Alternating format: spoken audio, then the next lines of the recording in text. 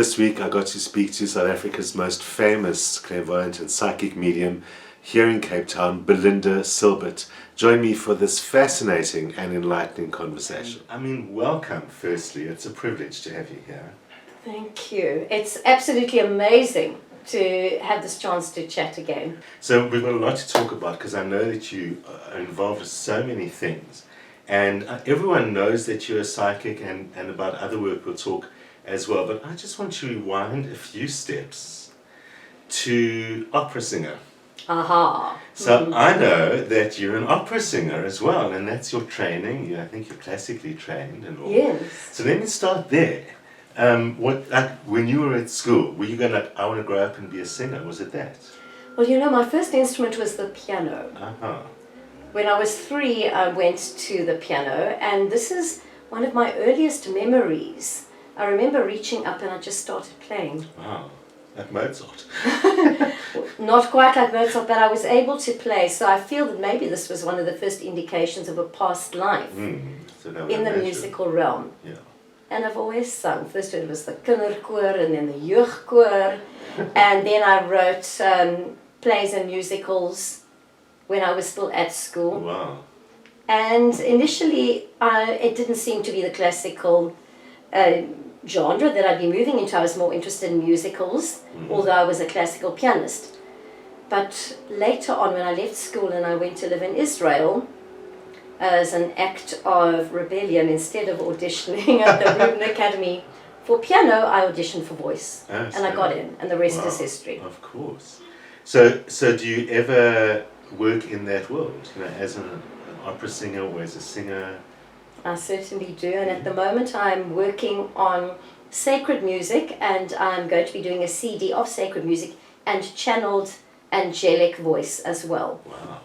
So what is channeled angelic voice? So that's not your voice then? It is my voice. I use my voice, my instrument, but I sit in that space and I am then a conduit. The music itself comes to me. I play the piano at the same time and I sing whatever comes through. It is similar, I guess, to speaking in tongues. This is singing in tongues. So then, I mean, I know many of us do get that there's a connection between music and spirit kind of anyway. Absolutely. But in your case, obviously more so. So your intuitive, psychic side, was that also very evident when you were young? Yeah, it's a dual vocation. My mediumistic abilities and psychic abilities have always been there by default. And I wanted to run away from them because it's not a comfortable space. Because I'm an empath, I feel everybody's emotions intensely. Yeah. But it is a dual vocation. The music and the psychic work are partners. It's kind of my ministry. So, but the psychic side, were you aware of when you were a youngster? Always. So, I mean, how did your parents deal with it? You come from a Jewish family. That's right. Were they quite religious or traditional kind of thing?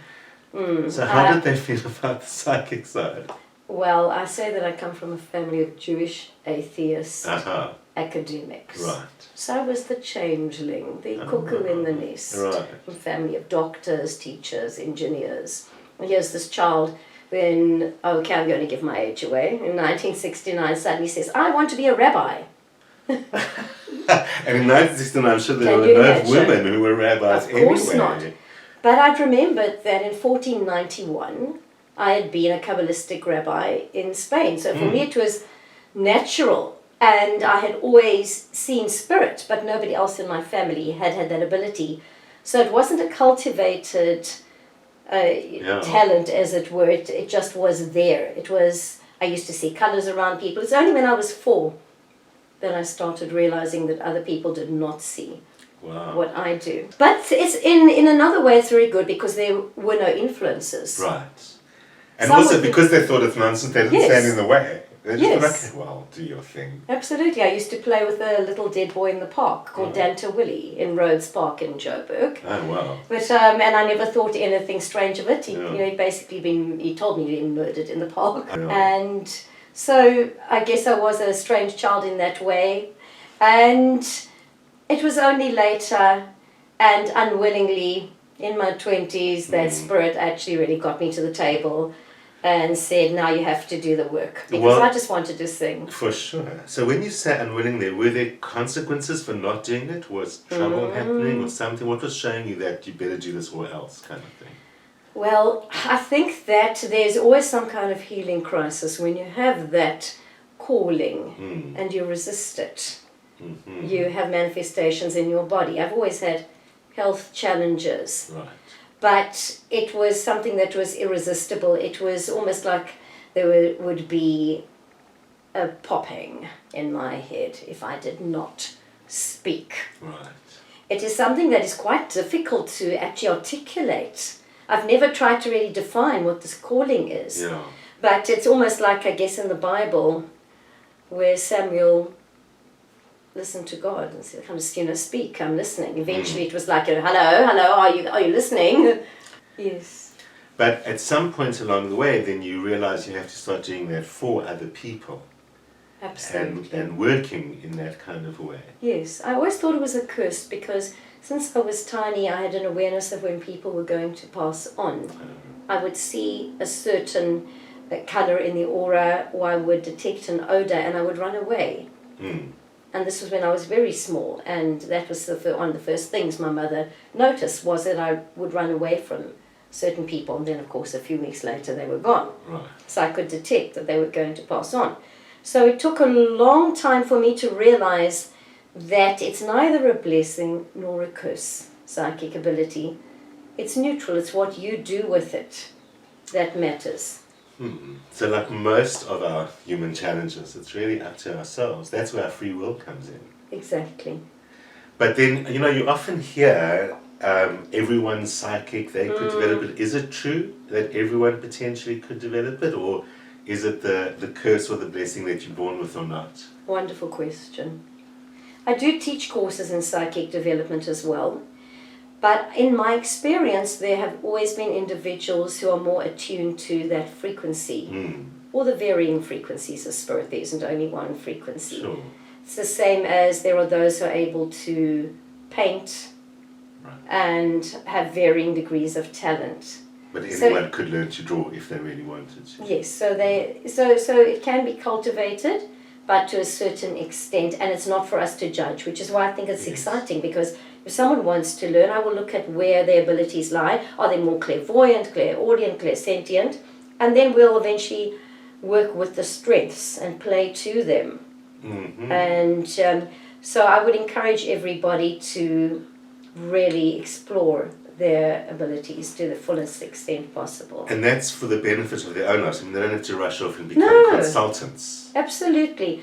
I do often wonder why people want to become mediums. This is the strange push-pull situation, because it is not easy.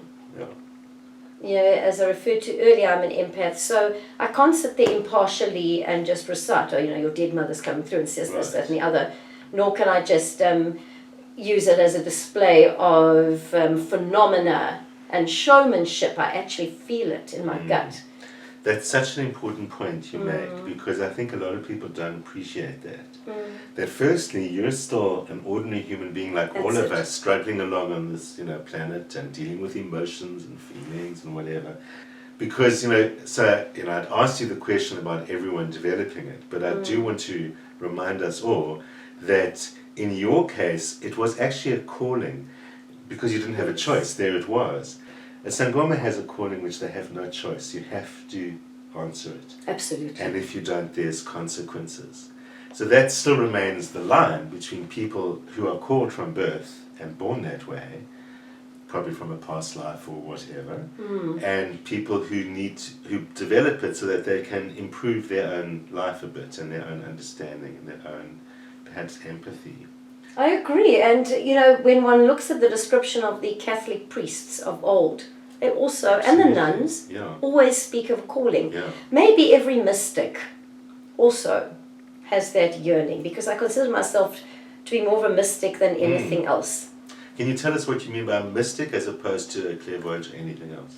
A mystic is someone who yearns to come closer to God. You want union. You don't even want communion. You just absolutely want to draw as close as you can. There's a love and a passion for the divine that also for me can only be felt whilst I sing. That is the closest that I feel to that communion at this moment with God. But it's that complete yearning to become one with, to know the divine, the beloved. That's amazing. I mean, obviously you mentioned the music has got a lot to do with it, because I mean that is one of the ways. Music is that strangely transcendent thing that's inexplicable. You know, it can make people cry when there are no words and things like that. Obviously the soul responds. And that's an awareness of the divine in you. So is that then what you're also teaching people to recognize in themselves when you do those development courses? Absolutely. I feel that we have the illusion of separation from what I'll just call God as a placeholder. And that as one can bring people to that state of awareness of realizing that they're not separate, then there is great comfort. And it is far easier to take God as one's senior partner rather than blaming God for everything.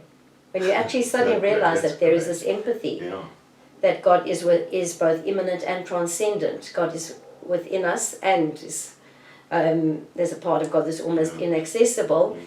We just don't feel as detached from, and we feel that the force is more accessible to us.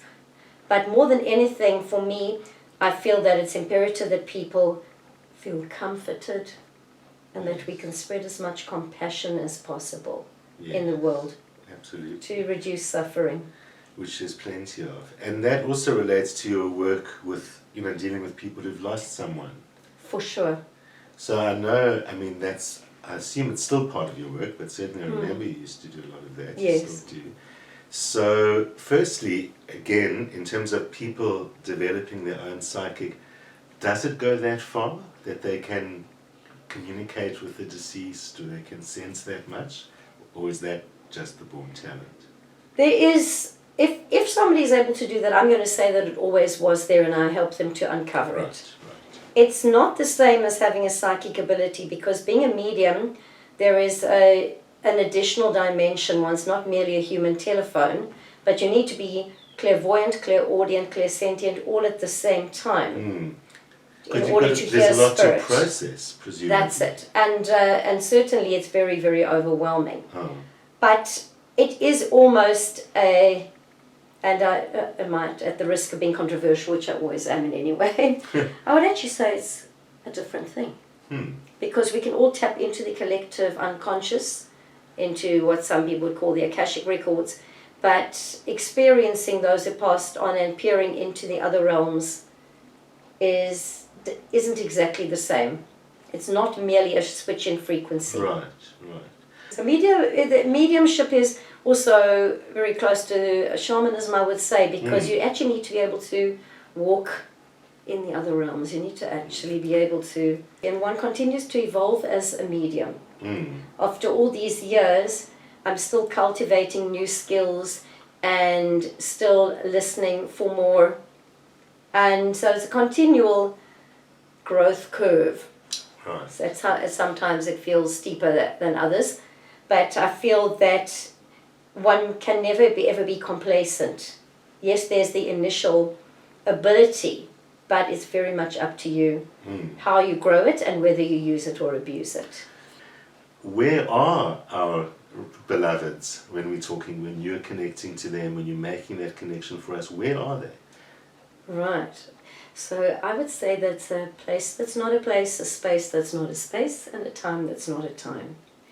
What we struggle with is experiencing everything in not even a linear fashion or a 1 or 2 or 3-dimensional fashion. We struggle to understand that there is a God's eye view. As if you're contemplating a YouTube video and if you think you can move the slider back and forth and fast forward. Imagine if you were God, you'd be able to see everything that happens at once, as was, is, and will be. So it's they're neither here nor there. Some say that on death, and we have the poem, is in another room. It's not even that. Everything is happening at the same time, and it's just we have to find a frame of reference. That's why it's easy to think that they are there and we are here, or that they're all around us, or that they're above in heaven or below. But I would say if we're going to look for a where, for me it's like a graph. When I tune into somebody's energy, it's a GPS. I'm busy checking it out. We've got a hit over there. That's why I will often ask for someone's birth date, although I don't work astrologically. But looking for little anchors. And then you put it out there and you get like a blip on the radar. But it's not out there, and it's not unidimensional in any way. That actually makes sense, because that question that other people sometimes ask, you know, like, if they're reincarnating, why are you still able to talk to them or whatever? But now I understand, because it's not about a place or a time, like you said. Yes. It's that human being as an intelligence and as a spirit is forever, like all spirit is. Certainly. And you're just tuning in to some level of them that is irrespective of life or death per se. Yeah, we've never lived, we've never died. Right. I always like Yogananda, that great guru. His answer to the question of if, you know, why are there more and more people being born? Where are all the new souls coming from? That old question. And his answer was he said that all spirit is the divine. So the best way to understand it is as the moon reflected in a cup of water. He says the moon, the light of the moon is God, it's spirit. And each human being is a perfect reflection of that. Holographic. But you can put as many cups of water as you like, they will all reflect the moon, and the moon will lose none of its original light. Beautiful. Isn't it amazing? That's absolutely exquisite. Yeah. And that also epitomizes what I feel. Yeah. It makes perfect sense. And what you experience. That's it. So you mentioned there, as you have your Jewish background, and I think, aren't you working... I read somewhere you work in a synagogue, or you've been using your singing in a synagogue. Tell me more about that. Right, so I'm you said you wanted to be right. A chazan is the... a cantor, yes. Cantor. So, for a couple of years running, I did the High Holy Day services. Actually, it was the first time in South Africa that a woman sang Kol Nidre. Wow. Because in the Reform Shul, there have been women that for many years who sing the choir. Yes. That was the first time that... And it was quite a high for me to actually sing the Kol Nidre on Yom Kippur in Shul. Wow. So I'm a cantor as well. And I use that when in my performances, and I will hopefully be having some stage performances over the next couple of months, I always incorporate at least one of those songs with the ancient liturgical music, because it touches the spirit. And when I'm not conducting services in a synagogue, then I actually do my own. I have my own little community, so anybody is free to. Many religions are uncomfortable with clairvoyance. Yes. And with the work that clairvoyants do. So how do you experience that in your Judaism? There's always that push-pull sensation or experience, and I've had arguments with many rabbis very publicly. Mm-hmm. And what I stood up in front of 2,000 people and said was, when one rabbi referred to me having the spirit of impurity, because I am a clairvoyant, I said no. And going back to the witch of Endor, I said that wasn't the sin. It wasn't King Saul's sin that he brought up the spirit of Samuel. It was that he didn't have enough faith in God. He thought he had to disturb Samuel rather than going direct. So there's always room for interpretation of the text, and there's a fixation on that one verse. Yeah. Which is what led to the attempted assassination of my life in 2003 at the Baxter. Really? By a fundamentalist fringe, not a Jewish religious fringe, but another religion. And they actually, it was actually made the front page news, they interrupted my show at the Baxter, and there was an assassination attempt later on in the week, because that biblical verse that said all witches must be put to death. Wow. So it's a very loaded... It is. Verse, and in my case it literally has been life-threatening, and I've had many people who work in the same area as me reporting on, such encounters. People will say that we're not working with God, and at the end of the day, I think one just brushes it off eventually, because you are so solid with your own relationship with spirit. But there's always this push-pull energy. But for me, my Judaism is my birthright, and no physical person can exactly actually put a stamp on it for me. And it's at the core of everything, the Jewish mysticism, where I find the most meaning, because that mystical tradition's always been there. It's been exclusive for centuries, for even probably longer than centuries. It was the realm or the domain of males over 40 who had studied the Torah and then were able to learn Kabbalah. But for me, that has been my life. So it's that part. Otherwise, I feel that one idolizes law. We're not allowed to make idols. Right. So then why must we idolize the law itself and worship it? Well, so you mentioned Kabbalah, and I know you work in that. Kabbalah is Jewish mysticism, right? Yes. So I know that you work there, and you even work in you've got a coaching practice that you bring that into. Tell us a little bit about that. So I've studied various modalities of coaching, from transformational coaching to laughter yoga to happiness coaching, executive coaching. And for me, it helps to put it all under the umbrella of the Kabbalah. There are ways of evolution, of actually climbing that ladder and incorporating the traits of the divine, and was the most desirable traits for all of us to have, by using the methodology of the mysticism, and not in this way where it's like a stick again, as in the case of normal religion, to get you to be as a goody-goody. Yeah. But it's structure, and it's exciting, and at the same time we can develop the spiritual dimension in a non-threatening way. The people who do Kabbalistic coaching with me are certainly not all Jewish. Right. So the universal truths in the Kabbalah, Yes. which is why it has cross-pollinated It has the Western... already for long, Yes, centuries, magical it's tradition as well. Yeah. So it's a kind of a form of self-development that you're teaching people with it. So Kabbalistic coaching is spiritual transformational coaching. Mm-hmm. And that has an impact on every other area, whether it is business or relationships, and indeed creation of prosperity, which at this part of our lives in the 21st century is something we all need to. Yeah. I know, I mean, you mentioned it early on, there were always such strict rules around the Kabbalah traditionally.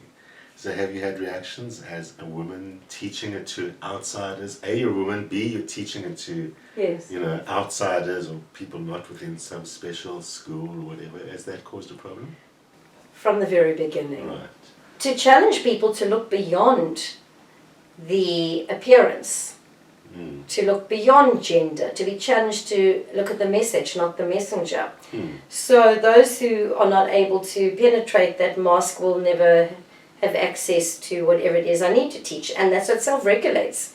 And those who think it's taboo will anyway not come into my sphere of influence. But certainly to be a woman teaching Kabbalah is not something that is accepted very easily. Yeah. A number of years ago you wrote a book called Survival Guide to the Hereafter. Yep, a survival kit for the hereafter. Fantastic. Everything you need to know before you pass.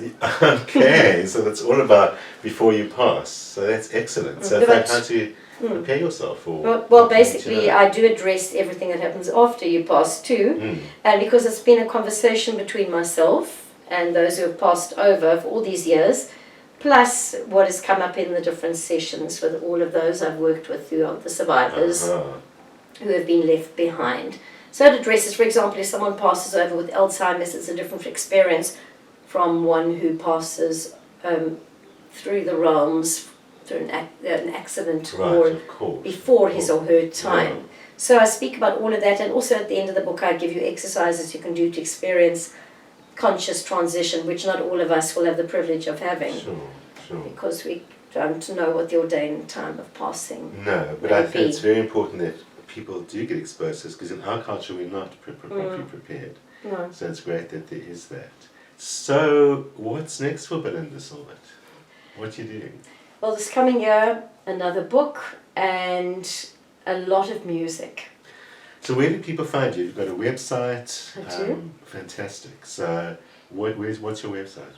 www.belindasilbert.co.za. Fantastic. And you can find me on Instagram under Belinda Silbert.